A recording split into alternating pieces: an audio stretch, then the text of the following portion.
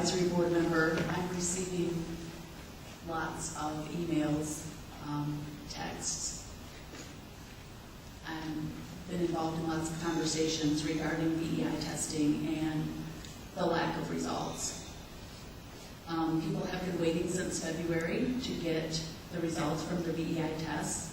With the new rules and regs levels going into effect in October, people have been trying to advance their BEI rating, if you will, so going from a 1 to a 2 or a 2 to a 3, and there have been no testing results.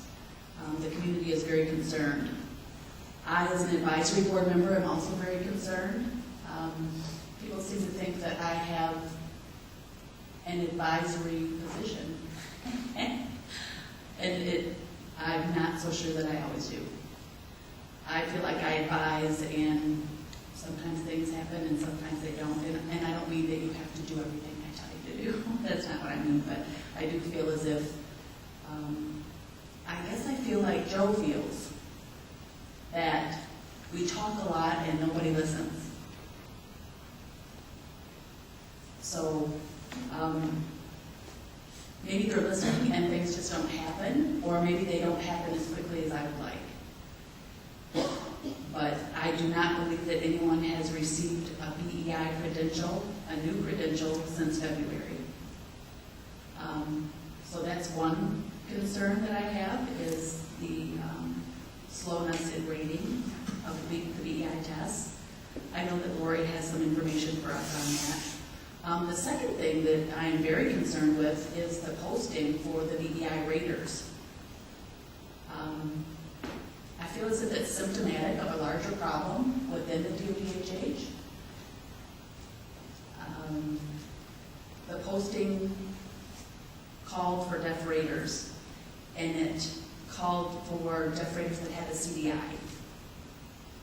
That would be one person in the state of Michigan. We're not going to get many tests rated by one person. And I know that it said a CDI was preferred. I saw that. The next thing said that the deaf rater would have to be trained in how to rate the BEI, and within 1 year they would have to take the BEI. So that's problematic for lots of different reasons.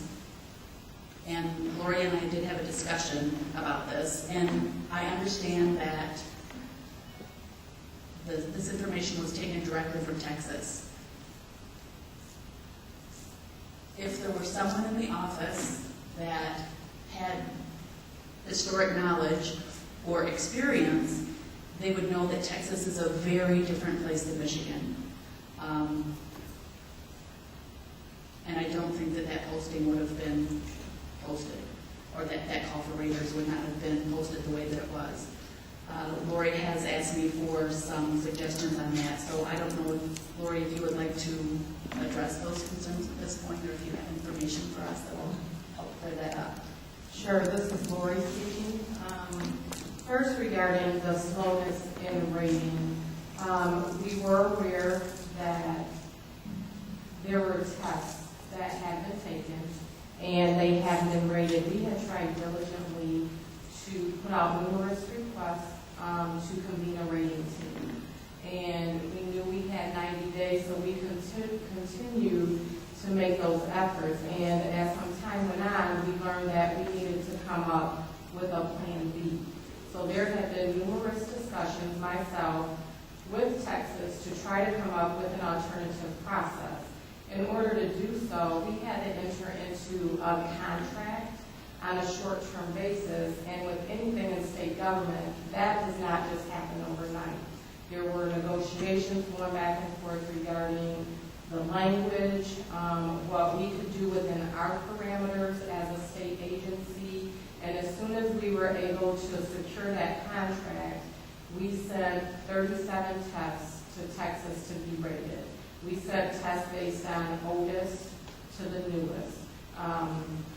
I just learned today that the results of those tests should be back no later than the third week in September. So it's not going to take the regular 90-day period, and that's in account of having those ongoing discussions, knowing that this was going to come out as soon as we sign the contract. We also have put out numerous other dates through Meeting Wizard. Carly Rose has reached out to the current graders to try to see if we can convene rating teams. We still have not had success for various reasons with that, and so we are looking into entering into a long-term contract with Texas, which I'm told is not uncommon for states to do in case we encounter this issue again. So we're trying to be proactive going forward with the hopes so that we're able to convene our own rating teams here in Michigan, because I feel that's so important for us to have our own teams. In that same regard, as Helen said, we did issue the call for raters. Because we license the test from Texas, there are certain parameters that we have to abide by because we are in contract with them for the licensing of their agreement. When Helen reached out to me, I believe we talked earlier this week, I did tell her I was open to additional recommendations. Prior to getting the rating out, though, I have had additional conversations with Texas, and I was waiting on them to get back with me. I just heard back from them this week also. So what we will do next Tuesday, we are going to revise the call for raters. Carly Rose will resend it out, and I'm going to extend the date on that to allow individuals who are interested a couple more days to get their information into the office. And then we will provide that information to Texas, and they basically screen to see if an individual should be in the advanced training, the beginner training, or no training at all.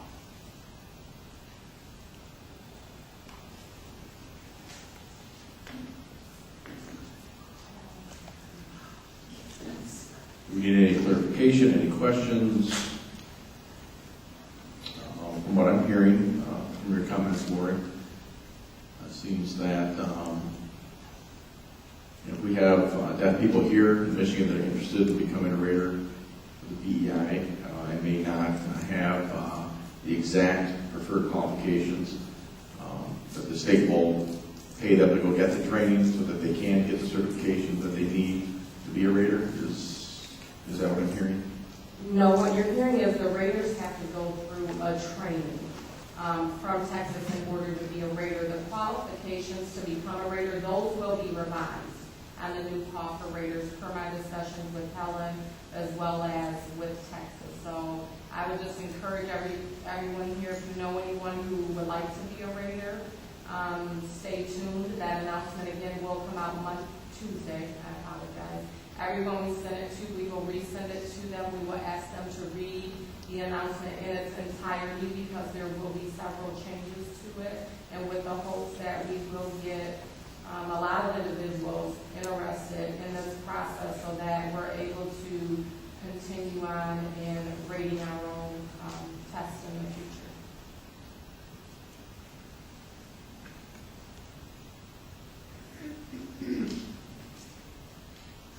Back to my question, once they apply to become a rater, they will be provided specific training on how to actually rate the test, correct?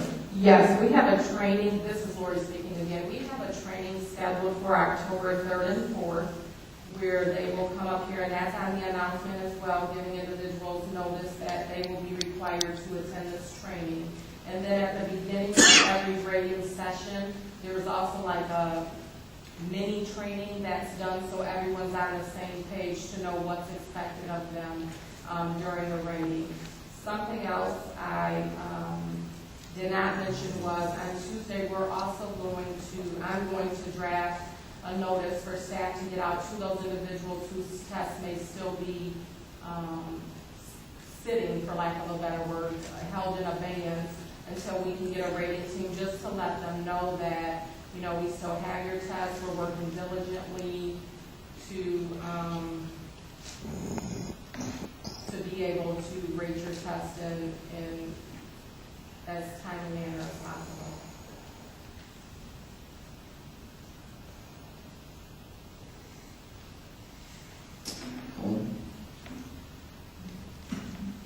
This is Helen speaking. That goes to my next comment about the lack of communication from the office. So I am thrilled to hear that you'll be getting letters out to the people whose tests have not been rated. What I am hearing from interpreters in general and some deaf people also is that they are trying to contact the office repeatedly with no response. Emails, calls with no response. I've sent several emails myself that I'm still waiting for responses for or on. I think that this just shows that we need more staff. I think the staff is overworked. So it would be great to see more staff.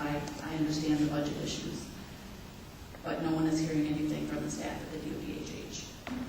This is Lori speaking, and I would just say, Time for the interpreters to switch one